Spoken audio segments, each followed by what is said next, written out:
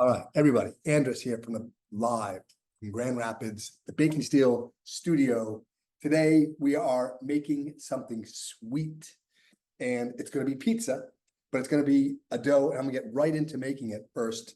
I'm making a special dough and we've done this before, but it's a pizza dough, but I'm going to use, instead of water, take a guess what this might be. It's coffee. It's coffee I was drinking this morning. And it's cool to room temperature now. I'm going to make that my liquid for the dough, which will give it a really nice, interesting flavor. And it's something I literally substitute one for one. I'm going to do it right now. And then we'll get to some questions. And then I'm going to make a pizza with the coffee dough that I made. And we'll show you how we do that today too. So let's get right into this. I'm going to go change cameras here. Oops, I gotta go like this first. All right, good. All right, let's get right into this. We're going to make the dough first, okay? And I've got all-purpose flour in here, right? And I'm going to add a little bit of salt. Where's my salt? Salt, like 8 grams of salt. I'm just going to whisk it around. I'm going to add 1 gram of yeast. This is my active dry yeast, so it's a very micro amount. You can see that's probably a little heavy, but that's okay. A little heavy. A little bit heavy, but sprinkle it in. And that is my dry ingredients. Just gonna whisk them together. I love these containers because it keeps everything inside. After I do my flour, and now my secret ingredient, which is the coffee. It's cool, it's room temperature. I'm gonna pour it in. And now I'm gonna take my spatula, which is, I don't even know where it is. Just gonna mix it around. And I could smell the aromas really cool. And I'm using coffee today. My coffee is, I make my own coffee. This is a breakfast blend from Whole Foods, organic. I love the taste of it. It tastes really nice in this dough. And now I'm just gonna take my hand, just kind of mix this up lightly. And you can see it's forming one big mass of dough. You see the color? It's like chocolate almost, right? Coffee color, or coffee ice cream. And if I was really gonna, I'll do this after the class, but really I want to take all this dough, scrape up my bowl really clean, and form one large mass of dough. And what I'm gonna do now is let this sit overnight in the container, cover it up, and then I'm gonna let this sit overnight at room temp. Room temperature for me is about is 70 degrees, 72 degrees, maybe a little warmer. It's getting well, not warmer, it's getting cooler at night now, right? So I don't keep my AC on in the studio a lot here. Usually around 74 degrees. It'll creep up into that. Tomorrow I will make some dough balls and make a sweet pizza like I'm gonna do right now. So that's phase one of the dough. Now I've got this beautiful fermented coffee dough, and what I'm gonna do with it, I'm gonna make pizza. I'm gonna make a dessert pizza because I think that really goes hand in hand with the coffee, right? So I like to use like cinnamon buns as a really good example. I've got my dough here, but this is not a coffee dough. This is just a regular dough. I didn't make coffee dough on Monday, but it's regular dough, which will work the same as pizza dough, right? So let's see my dough here. A little flour. Take my dough out of my container. Just a little bit, give a little help. I need to oil this a little bit better. There we go. Boom. It's about a 250 gram dough ball. I coat both sides with flour, right? I just kind of lightly press it out now. Looks and feels like a cloud. Look at those bubbles, amazing. I like to keep picking it up so it doesn't get stuck to my countertop. Look at those bubbles, how beautiful. I could go, I'm going to press everywhere, pressing the whole thing down. I'm not leaving any edge or rim. Just kind of slightly stretching this out. That's nice. Isn't that beautiful? It's about room temperature. It's been sitting at room temperature for about the last 3 hours. Make a nice 10, 12-inch pie here. Isn't that beautiful? All right, so let's grab my pizza peel. My peel. I lightly dust this up. A little flour. And I place my dough right on top. You can see.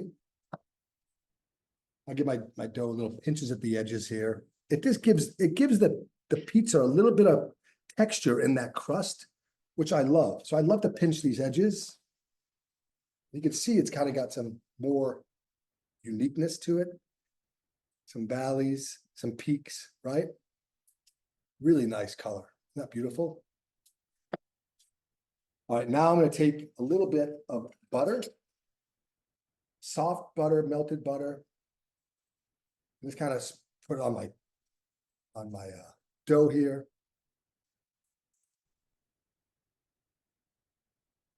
A little bit of butter. We love butter, right?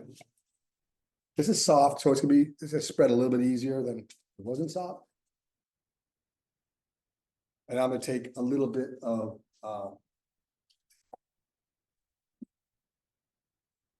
some brown sugar, sprinkle this around. You can pre-mix this too, by the way. You don't have to do this all on the tube. You can mix your brown sugar with your cinnamon ahead of time. I'm going to kind of do it on the fly, if you will. And now I'll take a little bit of cinnamon. Right, just a little bit. It smells amazing. It's going to go really well with that coffee. Right, now I'll take my spatula here and just kind of spread out that butter a little bit.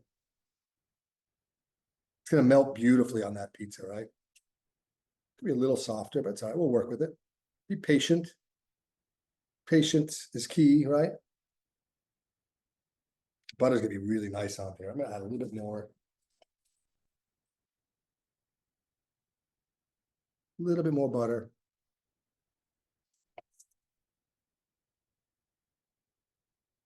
The work of art, guys.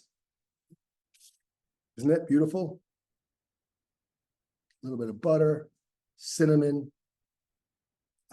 We have a frosting we're gonna use in this too, which is a little bit of, you can see. Pretty nicely done, right?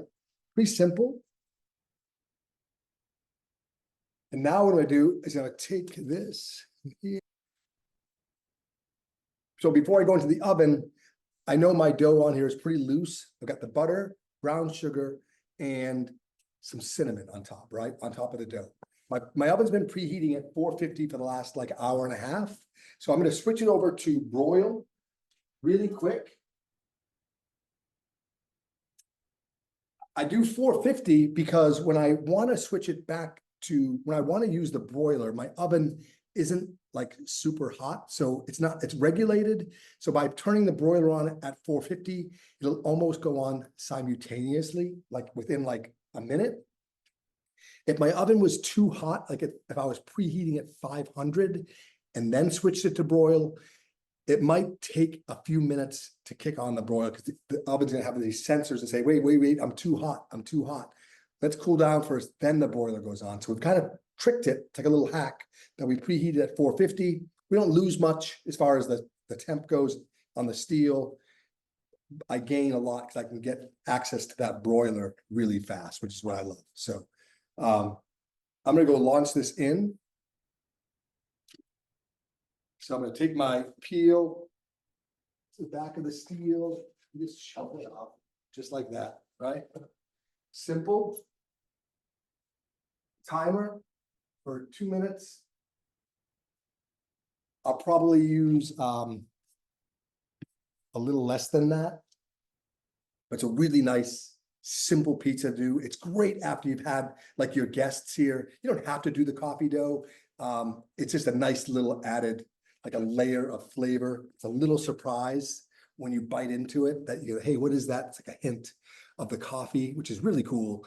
But it's a really nice dessert pizza to serve. The kids love it. We do a little frosting at the end. It's really good.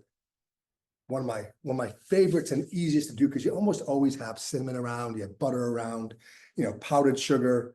You can get into the mixture here a little bit, but this is just literally, it's a little bit of soft butter with powdered sugar and vanilla, and that's it. You just soften it up and then just mix it up. I did it all by hand. Didn't even have a blender. You can see really, really nice icing to use on top of the pizza. Let me take a peek here. Oh yeah. Oh, it's gorgeous. You go a little bit longer. Just like another, in fact, I'll take you back into the oven so you can see exactly what I'm looking at. I'm gonna move this down to, you can see this. Isn't that awesome? That color? See the butter? Right? Isn't that beautiful? I don't want to get this too dark. So what I'm gonna do is try to carefully push this off onto my steel. I'm going to the bottom steel for the next 2 minutes. I'm gonna turn my broiler off and go back to convection bake. It might seem like a lot of work, but it's totally worth it. Let's start that, turn that off. That's my timer. Now I'm going back to 2 more minutes.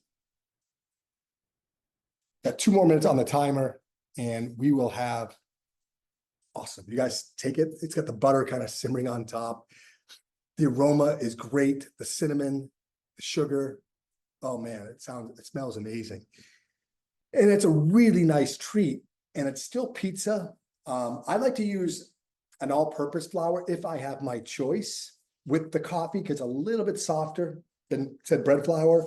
But again, that's just like a nuance that not super critical. If you don't want to make the coffee dough, just put this on top of a regular pizza. It's still going to be amazing. I love it. Are there any questions here? Hour and a half. Yes. So Pat, great question. I have been in my studio since probably around, I don't know, 8:30.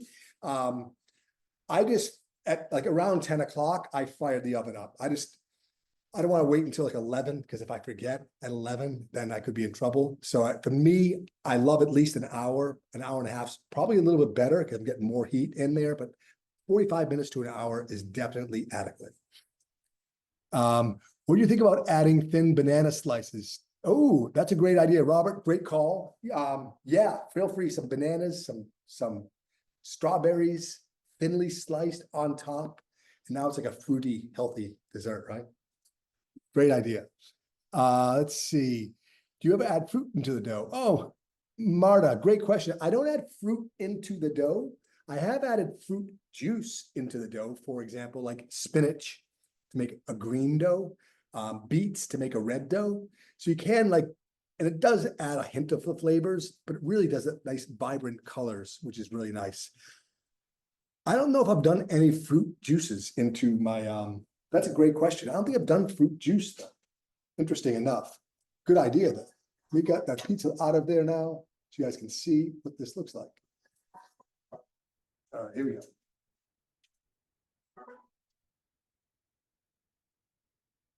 Oh, yes, yes, yes. Let's see if you guys can see this. Let's go back. Look at, it's hard with the color, but look at the colors on this, guys. It's amazing. It's so pretty. The light is just awesome in here right now with that. You can see I got this pool of butter kind of dripping around, just kind of getting it all over the place because, why not? Isn't that gorgeous? Now we'll take our icing. Maybe a fork would be better. I think if I have a fork. Here's a knife. You just use a knife and just kind of like sprinkle that on there. It's a little thick. Not gonna work the way I want it to, but you can see. You try the spoon. They go work fast. That cool looking. There's other ways to apply this. Make it a mess right now, but however, I think you get the gist of it. Oh my goodness. It is amazing. It looks so good, guy. It looks like a big piece of fried dough. Isn't that gorgeous? Man, so pretty. And the aroma, so good. Smells so good. I'm sorry, I also missed how much flour and coffee. Could you please? Yeah. Hi, Agnes. great question. So with the dough, I made a small batch of dough today. So I used 250 grams of all-purpose flour. I used 175 grams or 70% of the flour in coffee. So instead of water, 175 grams of water, I used 175 grams of flour. I added about 8 grams of sea salt, and I added like 1 gram of yeast. That's it. I mixed and I let it sit out all day. Oh, and man, this pizza is so pretty, guys. It smells so good. It popped up nice. It's gonna taste amazing. Can't wait. It does smell really good.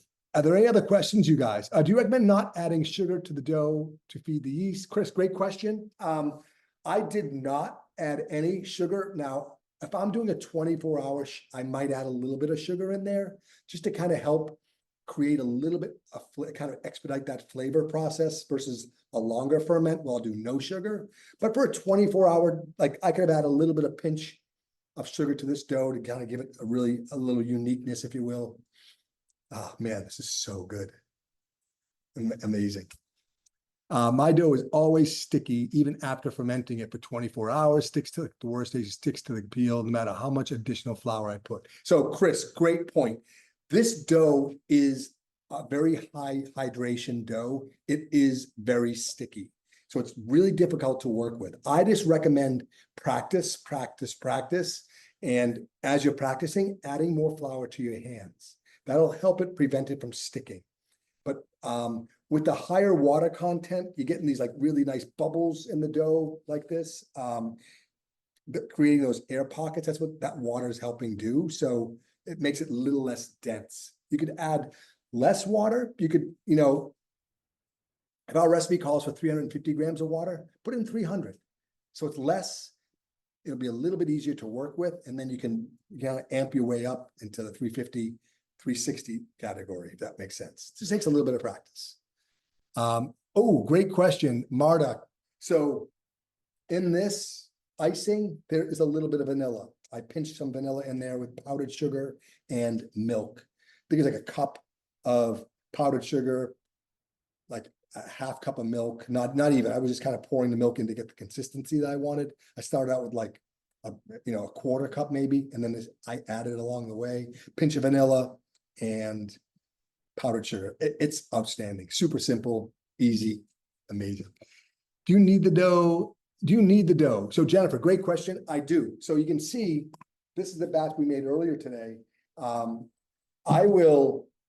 need it, but what I'm doing is I'm taking all those dry clumps out of the dough just by pressing down, using a little bit of strength, right, to push down on those, get all those dry clumps out. And I might need it for like maybe 2 minutes. That plenty of time, right? Basically. How do you make extra pizza dough into bread?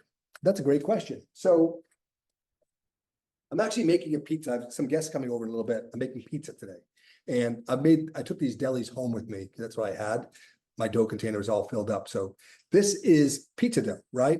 What I will do, if I want to make this into bread, I will just take this out of the container, and instead of stretching it like a pizza dough, I might take 2 edges and just like barely stretch it like an accordion.